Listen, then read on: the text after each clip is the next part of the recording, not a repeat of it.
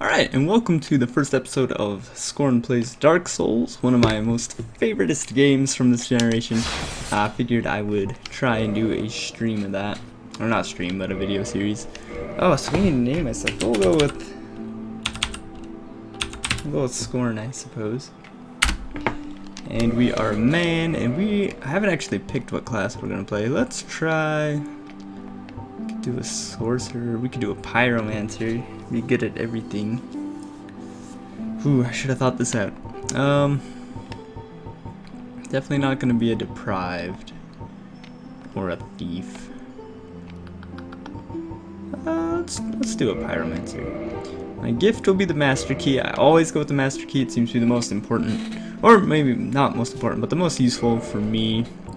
I like playing slim characters. Let's find a good face here. Go with the noble. Give him some sweet hair. Eh? Maybe I should just look at the back. That's what you see. I have a ponytail. It's kind of nasty looking up front. Alright, we're gonna go with the that really doesn't matter. We'll go semi-long. We will make it nice silver character color. Anyways, let's get started with the game.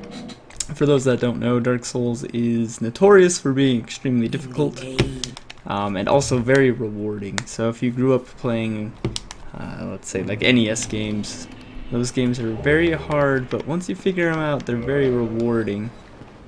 So that's the same gist here. So if you've never played these games before, let me just run you down the layout here. On the top left, the red bar there is my health. The green bar is my stamina, and the stamina will deplete, let's say, if I'm running or attacking. It's very important in this game. So it's a good idea to always keep an eye on that.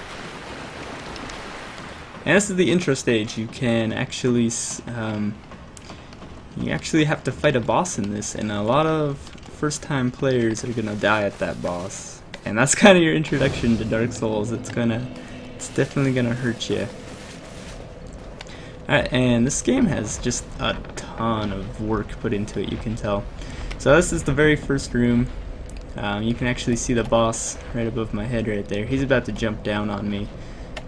It's pretty cool that they actually went through and put the actual details like that into this game. But since we have played through this game before, we know that boss is going to try to kill us, and we are not equipped to fight with him right now, so we're just going to run through this side door here, and we will get back to him later. Bonfires are also a huge part of this game. They kind of act as checkpoints. We're going to hide in here, and we're going to grab this cracked shield, and we're going to, whoops, I'm going to equip that real quick. We're going to chase down this guy here, and we should get our first weapon. Alright, here it's a hand axe. Let's equip that real quick. And we'll run up here, and we're going to finish off this guy that's been harassing us with arrows. We're going to try to get a good backstab here. Or not. I'm not going to be able to do that. Alrighty, so we're going to carry on. Okay, so now we're in this room here. This room is another room that's probably going to hurt some people the first few times they come in here. So I'm going to run up the stairs here. And because I know a giant boulder is going to come down, I just jumped off the side here. This is a guy you can talk to or you can kill. I'm not actually going to listen to him. But he gives you the Estus Flask, which is how you heal in this game. And you can hear him kill himself in a second. There it is right there. Can we backstab this guy? There we go. Backstabbing's pretty important in this game. Oh. Did I miss the key? There we go.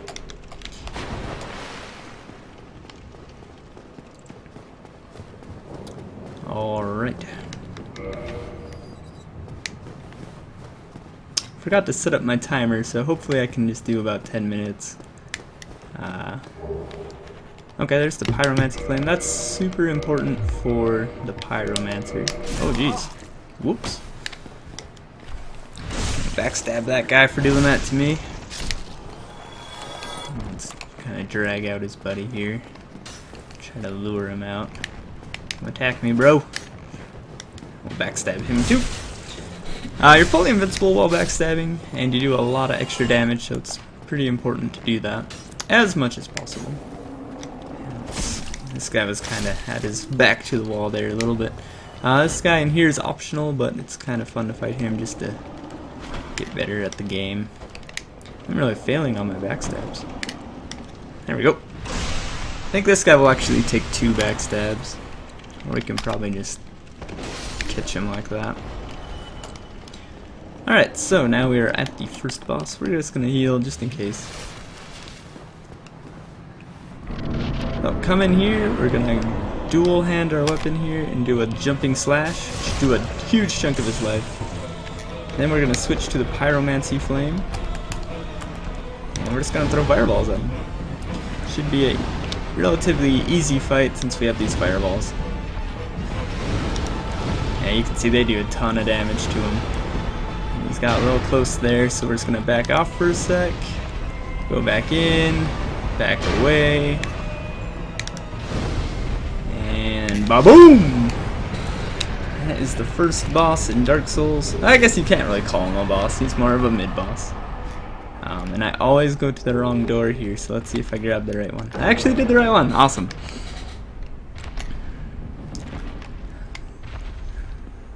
Alright, and that is pretty much the tutorial area of the game. You'll also notice over here, there is a bird's nest. I don't think I forget the bird's name. Give me warm, give me soft. But you can actually drop items in this nest, and when you come back, the bird will have replaced them with better, well, not necessarily better, but different items. And that's a good way to get some certain items.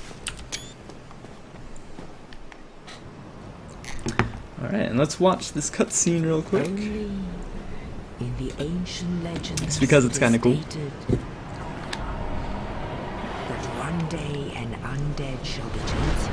It's a sweet bird. We'll skip that.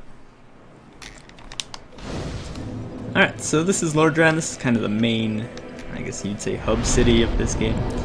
We're going to level up a little bit. We're going to put points into strength and vitality. Alright, and since I forgot to start my timer, I don't really know how long I've been recording, so we're just going to get some, not necessary, but key items, just to make life a little bit easier.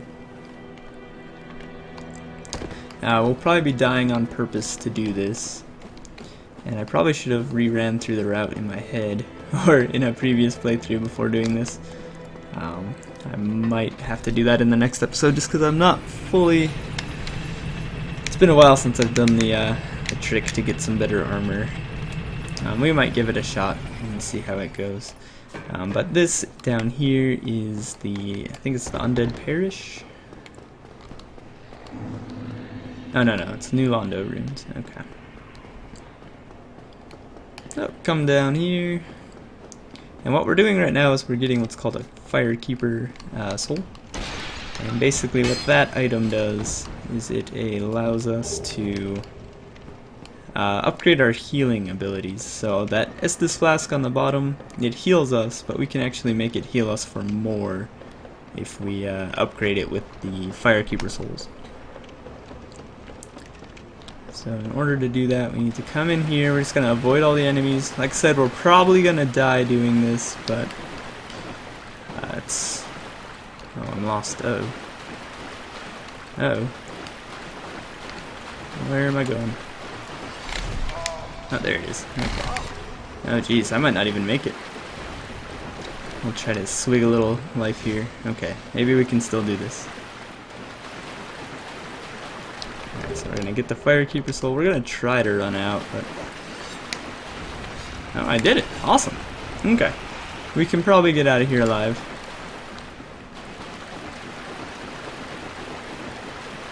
Alright, cool.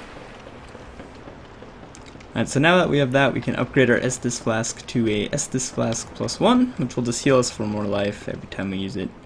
Upgrading your Estus Flask is pretty important in the long run. And since we're already down here, we'll try to get the better armor if I can remember the route. I'll probably just die in the attempt, but we'll see. Yeah, this way. We'll go through here. And that was the master key right there that we used. It really opens up a lot of shortcuts in the game, which saves us a bit of time. So now we're going into Blight Town, which is notorious for being, we'll say probably the hardest, most annoying zone in the game. So we're just gonna run past these big dudes. They are much too powerful for me to deal with right now.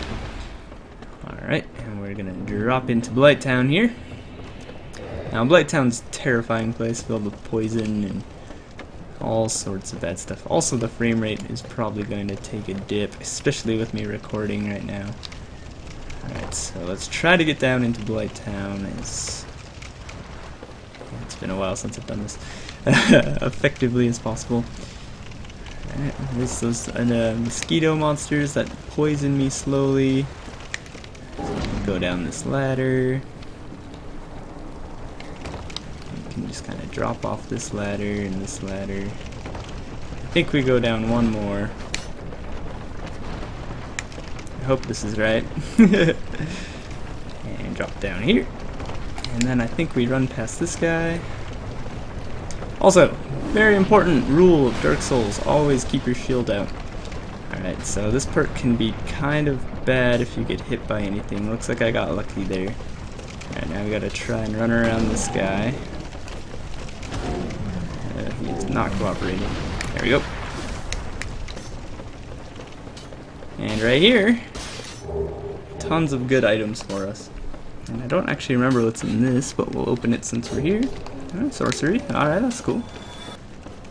And now we can actually just kill ourselves. So I think that'll actually be easier. I'm not really missing out on too many souls, so I'm just going to jump off here.